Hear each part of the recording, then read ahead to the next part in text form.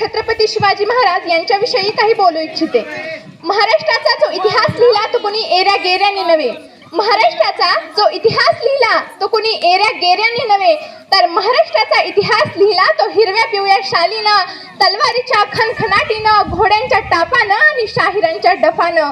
आणि हाच इतिहास घडविला तो शिवाजी महाराजांनी, आणि हाच इतिहास घडविला तो शिवाजी महाराजांनी। मुद्राच्या छत्रपती शिवरायाला, रयतेच्या राजाला, ज्याच्या भक्तीला जोड नाही, शौर्याला तोड नाही, जो अथांग आहे सागरा समान, ज्याचं छत्र म्हणजे अभयाचा सन्मान, तो त्या सूर्याची शान, मराठी मनाचा धगधगता अभिमान, काळीज आहे सह्याद्री, त्याला शंभूचा अभिमान, महाराष्ट्राच्या देवहाऱ्यात ज्याचं पहिलं आहे स्थान, असे हे प्रौढ प्रताप पुरंदर क्षत्रिय कुलावतंस सिंहासनाधीश्वर राजाधिराज श्रीमंत योगी श्री श्री श्री छत्रपती शिवाजी महाराज की जय। संपूर्ण महाराष्ट्राचे आराध्य दैवत असलेले छत्रपती शिवाजी महाराज यांना वंदन करून मी माझ्या आजच्या या भाषणाला सुरुवात करते।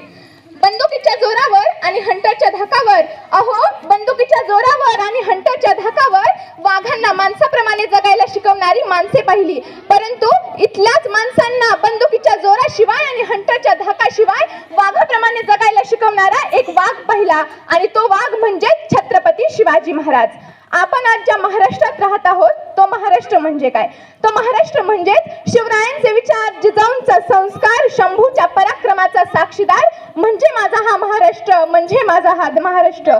कष्टकरी शेतकऱ्यांचा, दीन दलितांचा, 105 हुतात्म्यांचा आणि त्या दिल्लीच्या तख्तालाही घाम फोडणाऱ्या माझ्या या जिगरबाज मर्द माव्यांचा हा महाराष्ट्र, माझ्या या जिगरबाज मर्द माव्यांचा महाराष्ट्र। आणि ह्याच महाराष्ट्राच्या मातीत 19 फेब्रुवारी 1630 रोजी एक रत्न जन्माला आला, आणि ते रत्न म्हणजे छत्रपती शिवाजी महाराज। शिवाजी महाराजांनी आपल्या आयुष्यामध्ये वस्तू वापरल्या आणि माणसे जपली, पण आपण काय करतो? पण आपण मात्र माणसे वापरतो आणि वस्तू जपतो।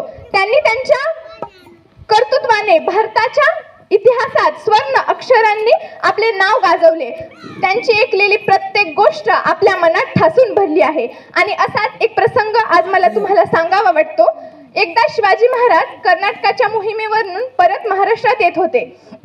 वाटेत बेलवाडी नावाचे एक गाव होतं, तिथे एक किल्ला होता। मलम्मा देसाई नावाची ठाणेदारीण तिथे राहत होती।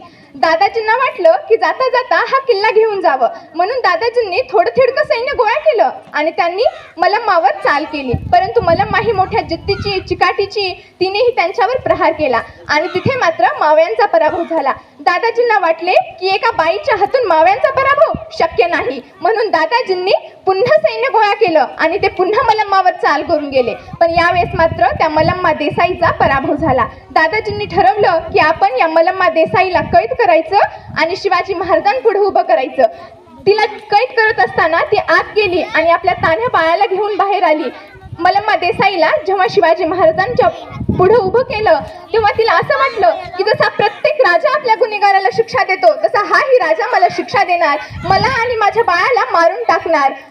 ती शिवाजी महाराजांपुढे गेली, नतमस्तक झाली आणि म्हणाली, राज मी तुमचे गुन्हेगार आहे राज, तुम्हाला जी शिक्षा द्यायची आहे ती तुम्ही मला द्या, परंतु यात माझ्या या छोट्या बाळाचा काहीच दोष नाही। हे ऐकताच शिवाजी महाराजांनी स्मित हास्य केलं आणि चिटणीसाला इशारा केला।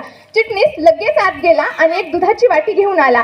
शिवाजी महाराजांनी मलम्मा देसाईच्या बाळाला उचललं, मांडीवर घेतलं आणि त्या वाटीतलं दूध चमच्याने त्या बाळाला पाजू लागले आणि म्हणाले, हा जो आमच्या मांडीवर आहे ना तो आमचा भच्चा आहे। अहो म्हणजे तुम्ही आमच्या भगिनी झालात आणि कोणता भाऊ आपल्या भगिनीचं राज्य बळकावतो? दादाजी, भगिनीचं राज्य बळकावायचं नसतं तर भगिनीला राज्य द्यायचं असतं। असं त्या काळातही शिवाजी महाराजांनी मलम्मा देसाईला तिचं राज्य परत केलं आणि त्याहूनही तिला बांगडी चोळी देऊन सुखरूप तिला आणि तिच्या बाळाला तिच्या घरी पाठवलं। म्हणून तर म्हणावं वाटतं की जे शिवाजी महाराजांनी केलं ते जगानं कधीच नाही केलं आणि जे जगानं केलं ते शिवाजी महाराजांनी कधी केलं नाही। म्हणून तर आज संपूर्ण जगाला शिवाजी महाराजांपुढे झुकावं लागतं, शिवाजी महाराजांपुढे झुकावं लागतं।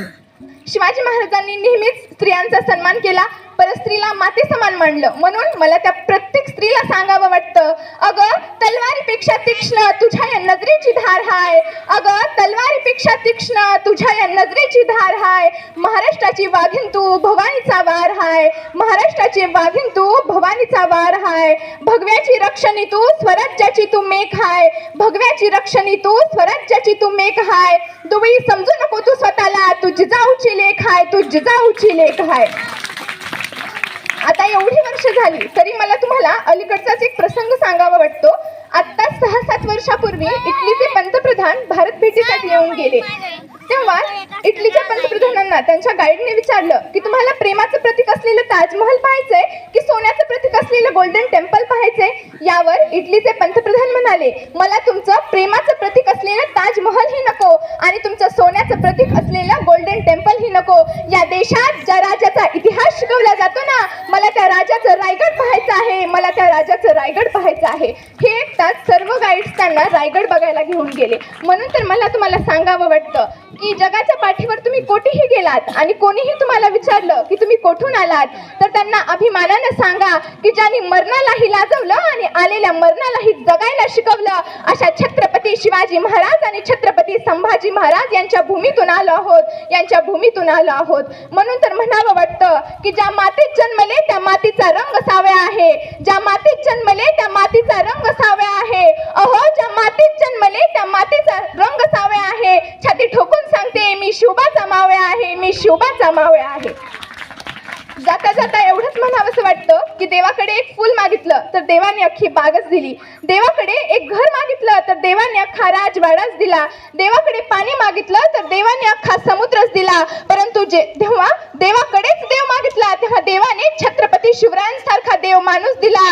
तेव्हा देवाने छत्रपती शिवरायांसारखा देव माणूस दिला. जय भवानी, जय शिवाजी. धन्यवाद.